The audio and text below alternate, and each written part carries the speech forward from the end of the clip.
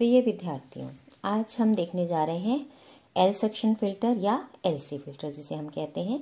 अभी तक हमने ये पढ़ लिया है कि दिष्टकारी के बाद जो मुझे दिष्ट वोल्टता मिलती है उसमें कुछ ना कुछ एसी के कंपोनेंट्स रह जाते हैं जिसे हम रिपल से रिप्रेजेंट करते हैं और मिका गुणांक से रिप्रेजेंट करते हैं। और इन डीसी कंपोनेंट्स में से एसी कंपोनेंट्स को हटाने के लिए यानी उर्मिका गुणांक को कम करने के लिए हम किसका उपयोग करते हैं? फिल्टर का उपयोग करते हैं। और फिल्टर के रूप में क्या लगाए जाते हैं? प्रेरक और संधारित्र लगाए जाते हैं। और यहाँ पर हम इस क्रम में देख चुके हैं कि सीरीज एल फिल्टर कैसे काम करता है, शंट कैपेसिटर फिल्टर कैसे काम करता है, और आज हम देखने जा रहे हैं कि एल सेक्शन फिल्टर कैसे फिल्ट्रेशन करता है, डीसी में से किस प्रकार से एसी के कंपोनेंट्स को हटाता है। तो यहाँ पर ये एक पूर्ण तरंग दिष्टकारी का हमने एक परिपथ बनाया है। तो यहाँ से जो एसी मिल रही है वो डायोड D1 और D2 पर रेक्टिफाई होती है, दिष्टकरण होता है उसका, और दिष्टकरण होने के बाद जो आउटपुट वोल्टेज है वो कहाँ मिलती है? PQ पर मिलती है। या फिर हम ये कहें कि इससे जो बहने वाली धारा है, पूर्ण तरंग दिष्टकारी से जो प्राप्त धारा है वो कहाँ जाती है? L और C पर बहती है। और C में से जो धारा जाती है उसके कारण AB के अक्रॉस जो पोटेंशियल ड्रॉप उत्पन्न होता है वही किस पर लगता है? RL पर लगता है, क्योंकि इन दोनों के सिरे क्या हैं? A और B सिरे दोनों के कॉमन हैं। इसलिए मैं पहले क्या करूंगी कि पहले ये देखूंगी कि जो पूर्ण तरंग दिष्टकारी है उससे मुझे धारा कितनी मिल रही है और वो धारा किस पर लगेगी, वोल्टा कितनी मिल रही है, और उस वोल्टा के कारण जो धारा है वो L और C में से कितनी बह रही है। और जब C में से बहने वाली धारा का मान मुझे मिल जाएगा तो मैं उसके अक्रॉस जो डेवलप वोल्टा है उसका मान मैं निकाल लूंगी और वही वोल्टा किस पर लगेगी? RL पर लगेगी। अब ये काम कैसे करता है? तो ये हमने देखा कि जो L है उसके लिए हमने देखा था जो प्रतिघात है वो धारा के मार्ग में जो बाधा उपस्थित करता है उसका मान ओमेगा L होता है।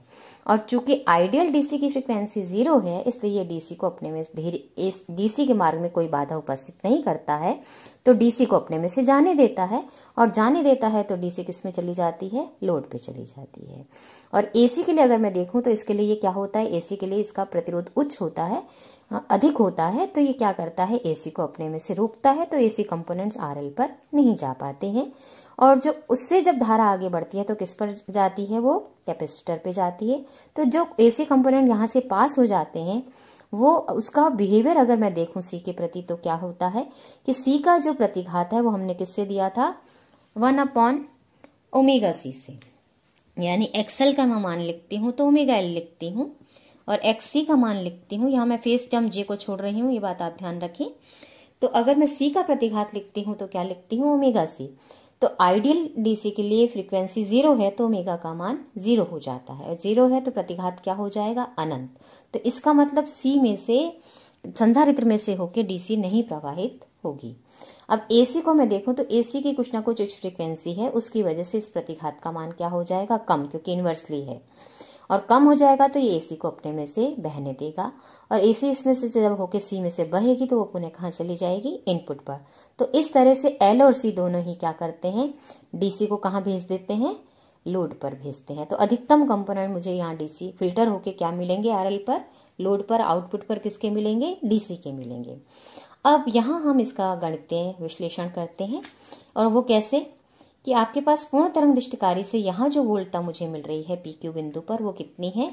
2Vm/π minus 4Vm/3π। ये फोरियर सीरीज हमने देखी थी इसके संबंध में, ये मुझे फोरियर सीरीज से मिलता है कि पूर्ण तरंग दिष्टकारी से निर्गत वोल्टता का मान इसके द्वारा दिया जाता है, जिसमें पहला कंपोनेंट क्या है? डीसी का है, क्योंकि इसमें कोई भी फ्रिक्वेंसी कंपोनेंट नहीं है।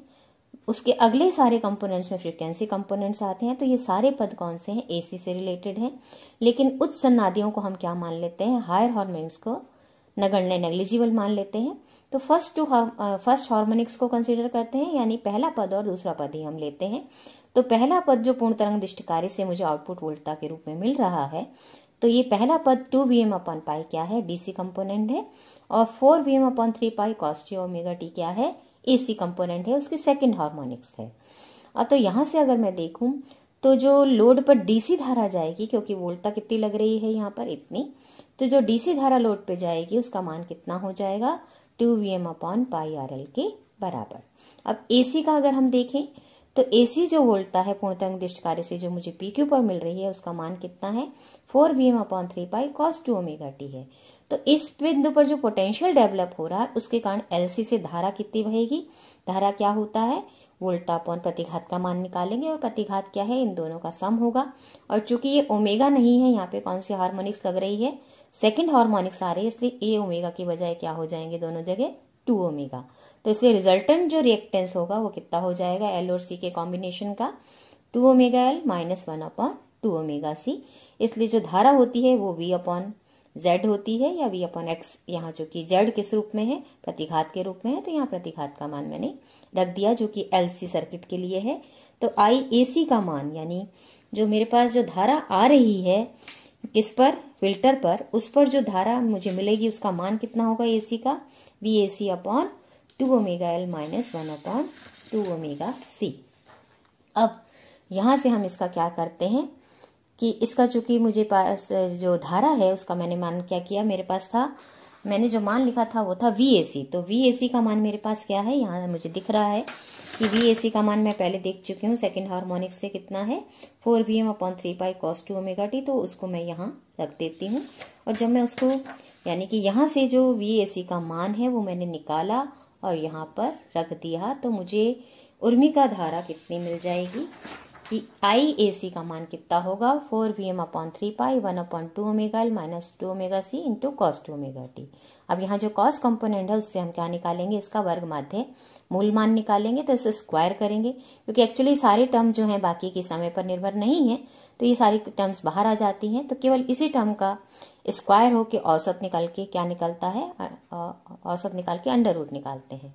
तो cos स्क्वायर 2 ओमेगा t 0 से t एक आवर्तकाल के लिए हम काम करते हैं 1/t, ये इस वर्ग किया औसत निकाला और फिर क्या कर दिया इसका अंडर रूट ले लिया है, वर्गमूल ले लिया है। तो ये हम पहले सॉल्व कर चुके हैं। तो ये मान कितना आता है 1/√2।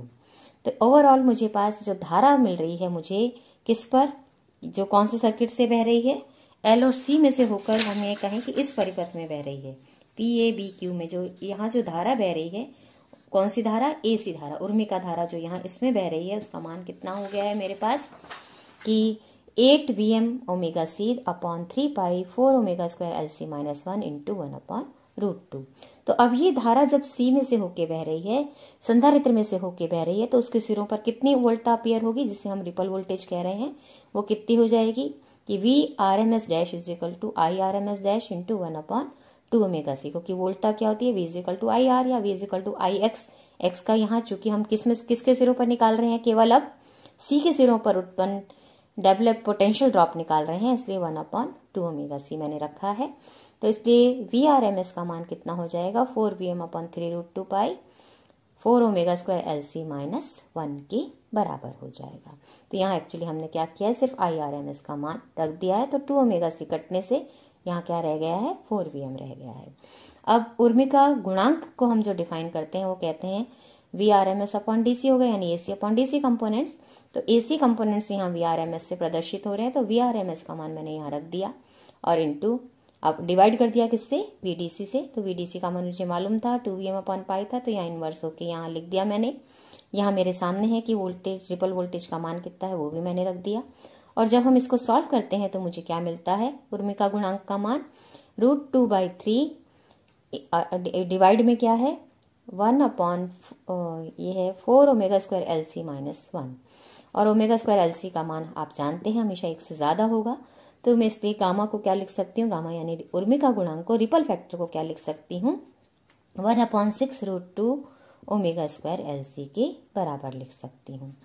तो अब यहाँ से हम देखते हैं तो हमें क्या मिलता है, अगर आवृत्ति का मान 60 हर्ट्ज ले लिया जाए तो ओमेगा 2π न्यू होता है। तो ओमेगा 2π न्यू का स्क्वायर करेंगे तो 60 पाई का स्क्वायर करूंगी मैं, 60 इंटू 2π का, तो 120 पाई का होल स्क्वायर। और इसको जब हम सॉल्व करते हैं यहाँ पर तो मुझे मिल जाता है उर्मिका गुणांक का मान 0.83/LC, यानी जो रिपल फैक्टर है वो प्रेरकत्व के भी व्युत्क्रमानुपाती है और संधारित्र के जो धारिता हमने ली है उसके भी व्युत्क्रमानुपाती मुझे।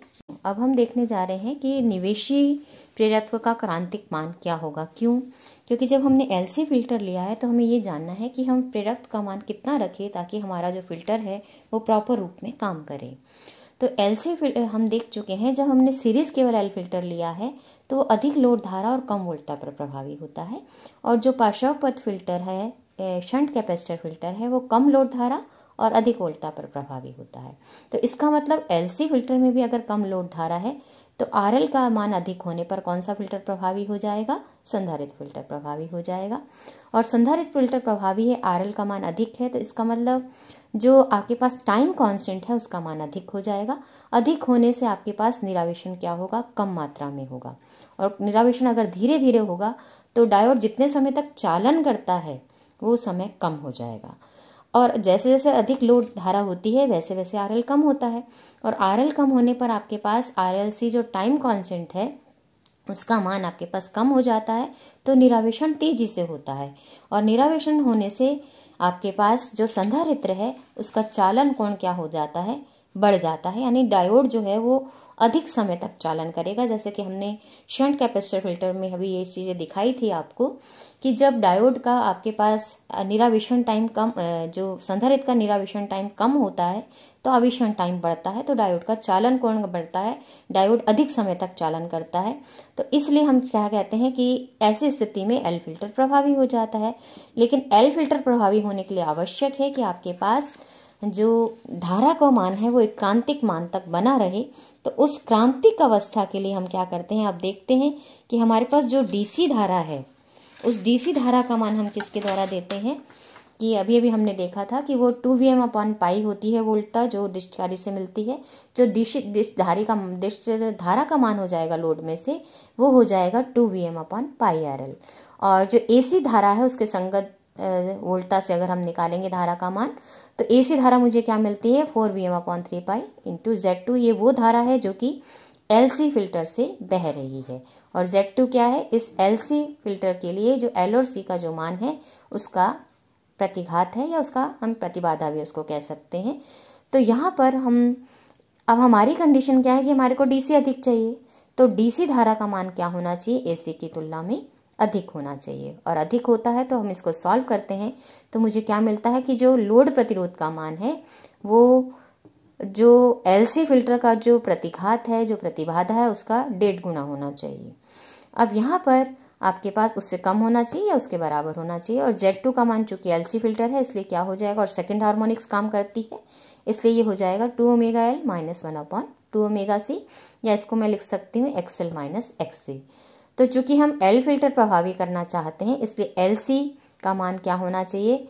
XC से ज़्यादा होना चाहिए, और ज़्यादा होना चाहिए तो इसका मतलब RL का मान किससे कम होना चाहिए? 1.5 XC। Z की बजाय किससे रिप्लेस कर देते हैं, क्योंकि XL का मान ज़्यादा है तो इसको नगण्य मान लेते हैं, और जब हम इसको नगण्य मानेंगे तो मुझे क्या मिलेगा? केवल 1.5 XLC, यानी केवल प्रतिघात किसका आएगा? प्रेरकत्व के लिए आएगा। तो RL का जो मान मुझे मिलता है वो मिल जाता है 3/2 × 2ω, ये 1.5 को मैंने 3/2 लिख दिया है, और XL का मान मुझे मिलता है 2ωLC के बराबर। यानी कि जो critical value of input inductor है वो कितनी हो जाती है? > RL/3ω। और इस फिल्टर के लिए प्रभावी LC फिल्टर प्रभावी हो इसके लिए दो शर्तें हैं मेरे पास कि जो XC का जो प्रतिघात है वो XL से कम होना चाहिए, और जो आपके पास XL का मान है वो मान XC से ज़्यादा होना चाहिए। यानी कि आपके पास जो प्रेरकत्व के लिए आपके पास प्रतिघात है वो आपके पास संधारित्र के प्रतिघात से अधिक होना चाहिए, और जो संधारित्र का प्रतिघात है वो किससे कम होना चाहिए? RL से कम होना चाहिए। यानी ओवरऑल मैं कहूँ तो संधारित्र के लिए जो प्रतिघात है वो XL से भी कम होना चाहिए और RL से भी कम होना चाहिए, तब ये प्रभावी LC फिल्टर क्या होगा? प्रभावी होगा। तो इसका मतलब प्रेरकत्व का क्रांतिक मान न्यूनतम कितना होना चाहिए? RL/3ω के बराबर होना चाहिए, जिससे ओमेगा का मान नहीं बढ़े।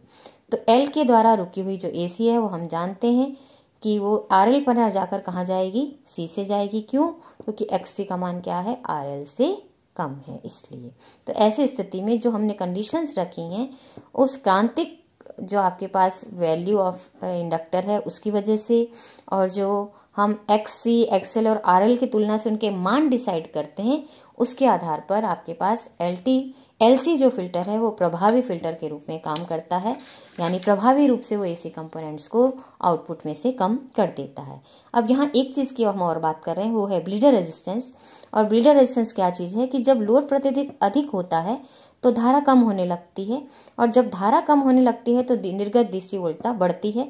तो इस परिवर्तन को रोकने के लिए, क्योंकि धारा जो एक क्रिटिकल वैल्यू से जब कम हो जाएगी तो पुनः मेरे पास LC फिल्टर का प्रभाव कम होगा, उससे फिल्ट्रेशन प्रभावी नहीं होगा।